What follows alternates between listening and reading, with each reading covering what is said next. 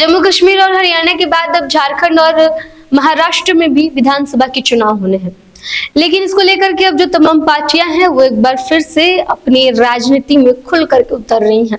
आपको बता दें कि झारखंड में जिस तरीके से राजद को लेकर के ये खबरें निकल करके सामने आ रही थी कि राष्ट्रीय जनता दल झारखंड में अलग चुनाव लड़ने का इशारा दे रही है, क्योंकि सीट शेयरिंग की जो सहमति है वो महागठबंधन में नहीं बन पाई। इंडिया गठबंधन के सीट शेयरिंग के फॉर्मूले को लेकर के जो राजद की तरफ से बयान आया था, उस पर यह कहा जा रहा था कि झारखंड में जो राजद है वो कहीं अलग चुनाव लड़ने का इशारा तो नहीं दे रही। इसको लेकर के जब बिहार के उप मुख्यमंत्री विजय सिन्हा से सवाल किया गया तो बीजेपी के नेता और बिहार के उप मुख्यमंत्री विजय सिन्हा ने एक बार फिर चुटकी लेते हुए महागठबंधन और इंडिया गठबंधन पर निशाना साधा है। उन्होंने कहा है कि देखते रहिए कि आगे क्या क्या होता है। पहले आप एक बार विजय सिन्हा के इस बयान को सुनिए। जेएमएम में कांग्रेस सीट बंटवारा कर रही है, लेकिन आरजेडी की नाराजगी वहां पर देखते जाइए अभी क्या क्या होता है। स्वार्थ के गठबंधन बहुत देर तक नहीं चलती। सुना आपने बिहार के उप मुख्यमंत्री विजय सिन्हा को। उन्होंने साफ तौर पर चुटकी लेते हुए महागठबंधन की इस नोकझोंक पर और तालमेल नहीं बैठने पर लेकर के उन्होंने बयान दिया है। लेकिन वहीं अगर बात करें राजद की तरफ से, तो राजद की तरफ से भी राजद के प्रवक्ता मृत्युंजय तिवारी ने झारखंड के सीट शेयरिंग फॉर्मूले को लेकर के और राजद की तरफ से बयान जारी किया है। आपको बता दें कि राजद को लेकर के कहा जा रहा था कि राजद जो है उसका तालमेल इंडिया गठबंधन के साथ नहीं बैठ पा रहा है। जेएमएम जो है उसके साथ सीट शेयरिंग को लेकर के जो तालमेल है वो राष्ट्रीय जनता दल की नहीं बैठ पा रही है। इसको लेकर के ये भी इशारा में कहा जा रहा था कि राजद जो है वो इशारा दे रही है कि वो अलग चुनाव लड़ेगी झारखंड में, और अगर राजद अलग चुनाव लड़ती है तो जाहिर सी बात है कि इंडिया गठबंधन दो हिस्सों में बिखर जाएगा। लेकिन इसको लेकर के अब राजद के प्रवक्ता मृत्युंजय तिवारी ने साफ क्लियर कर दिया है। क्या कुछ कह रहे हैं राष्ट्रीय जनता दल के प्रवक्ता मृत्युंजय तिवारी, एक बार उनकी बातों को सुने। इंडिया गठबंधन में फंसता हुआ नजर आ रहा है। नहीं, कहीं कोई सीट शेयरिंग को लेकर के फंसता हुआ मामला नहीं दिख रहा है। बात है कि राष्ट्रीय जनता दल की झारखंड में अपनी ताकत है और विपक्षी दलों के एकजुटता के सबसे बड़े आर्किटेक्ट आदरणीय लालू प्रसाद जी माने जाते हैं।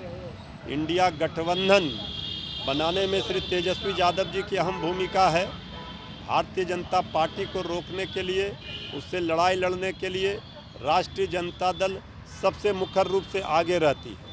झारखंड में जो भी परिस्थितियां बनी हैं उसको लेकर के हमारे नेतृत्व के द्वारा कल प्रेस कॉन्फ्रेंस में स्पष्ट रूप से संदेश दे दिया गया है। श्री हेमंत सोरेन जी को मुख्यमंत्री बनना है, उनको सोचना है कि सबके सम्मान का ध्यान रखना है, तो जो उचित सम्मान राष्ट्रीय जनता दल को मिलना चाहिए वो मिलेगा और सब ऑल इज वेल रहेगा और इंडिया गठबंधन मजबूती से वहाँ चुनाव लड़ेगा, बीजेपी को वहाँ हराएगा।